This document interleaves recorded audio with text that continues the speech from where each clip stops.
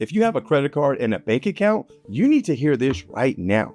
Surveillance video shows a suspect using a phone to tap and pay at checkout. Police say the card didn't belong to him, and by the next morning, the victim's account was empty. Investigators warn this new scheme, called ghost tapping, is spreading quickly. Now, the reason this is so serious is because the hackers are really difficult to track, and they scale this very quickly. They can try a ton of people's banking information at the store's payment terminal in a very short period of time.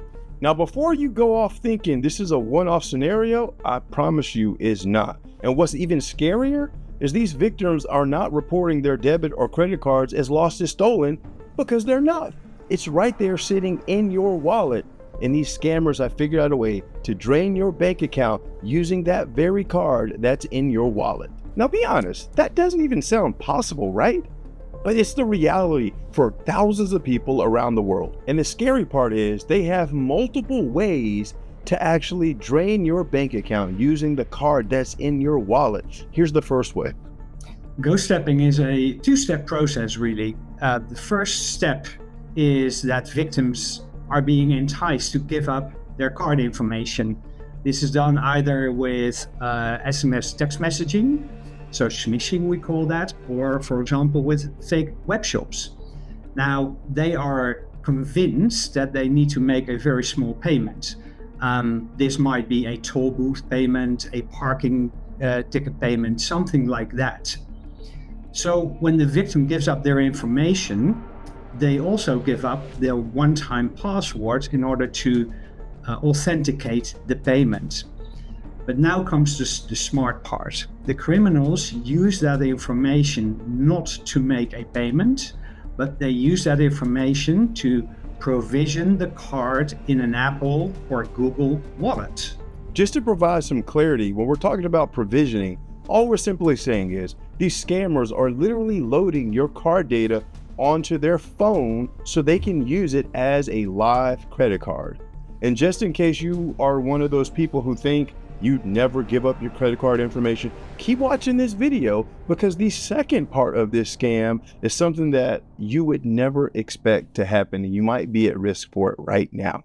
You know, I actually found an interesting way to avoid these type of scams. Check this out. Now, this may seem very obvious to you, but the best way to reduce your risk for getting scammed is getting off of your phone and your computer where these scammers are actually targeting you. So my recommendation is get on an Aviron rower instead. If you're somebody who's looking to get fit, but you struggle with consistency, this is going to be the game changer for you. Aviron has combined fitness with entertainment to help you achieve your goals like nothing I've ever seen before. Now, what I like about this is it has different fitness levels, it's easy on the joints, and I still get a legitimate workout without the joint pain. For those times when I'm not necessarily trying to compete with my friends, I have my favorite streaming apps right here on the rower so that I can watch my favorite shows and be entertained. So if you want a fun way to stay consistent, check out Aviron. Right now, they have their best deals of the year going on. And if you use code BOYD50, you can get an additional $50 off.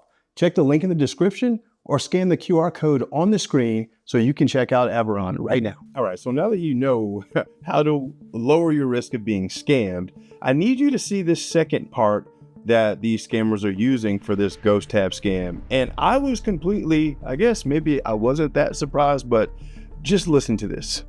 Scammers are using devices that can obtain your card's information just by getting really close to you. Some might even bump into you. Others may pose as legitimate vendors and ask victims to tap to pay for fake products, services, or even to make donations. Now, please let me know in the comments, were you expecting that? These scammers are not just tricking you online via emails and text messages. They are literally walking around crowded places such as events, grocery stores, even going door to door to solicit donations to get people to tap their card so that they can get the information to ultimately drain their bank account. Because they are literally doing the same thing that the text message would do.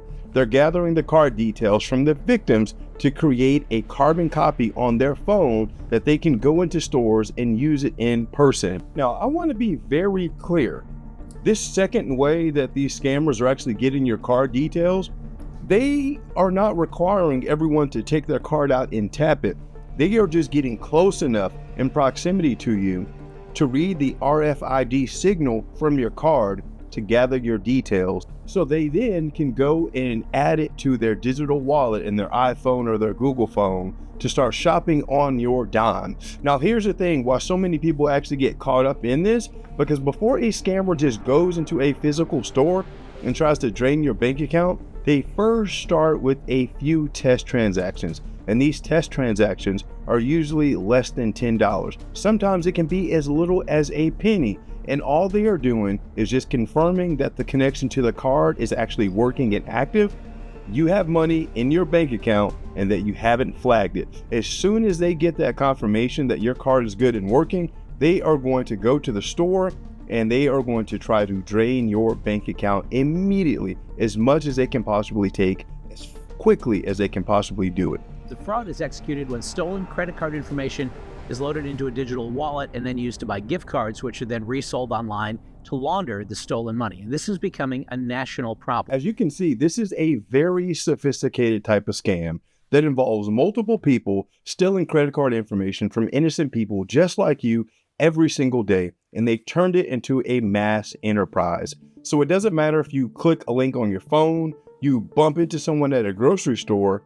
At this point, all communication and people near you could be a threat. Now, I don't want you to live in fear because I'm here to help you. There are some things that you can do to protect yourself. First thing first is on your banking app, whatever type of account you use, turn on notifications. Most people would have you only turn on notifications for large transactions. I'm going to encourage you to do the opposite as well. Turn on account notifications for any transactions that's less than $10, because most scammers know that people will not pay attention to those low transactions, and that's why this system continues to work. This is not new, it's something they've been doing for years. As a matter of fact, my business got hit for $40,000 because it started with these few pennies, but then it ballooned to outrageous amounts of fraud. These scammers are ridiculous. Here's another thing. If you receive a link in a text message saying that you owe some money and you need to pay a bill, please don't click the link. Chances are, if someone has your information to send you a text message about a bill, they probably have your email as well. Check your email first and then call the official vendor to confirm if the bill is real. Now, those things can help you from giving up your card information by being tricked by a scammer, but what do you do for these people who are bumping into you with these RFID tools? By the way, RFID is the same technology used in your cards for you to pay wirelessly. One of the things that you can actually do is get a wallet or a card sleeve that blocks RFID signals. Those are readily available and you can purchase those on Amazon. Now, full transparency, none of these things are going to work 100% of the time. That's why you have to be an advocate for you and your own money. Monitor your bank accounts every single day. Make sure that no one is out there taking advantage of you, because it's very difficult to get your money back from banks. We've proved it time and time again. And one thing that I have to mention, I'm actually getting ready to make another video about canceling your debit card or credit card after it's been reported stolen.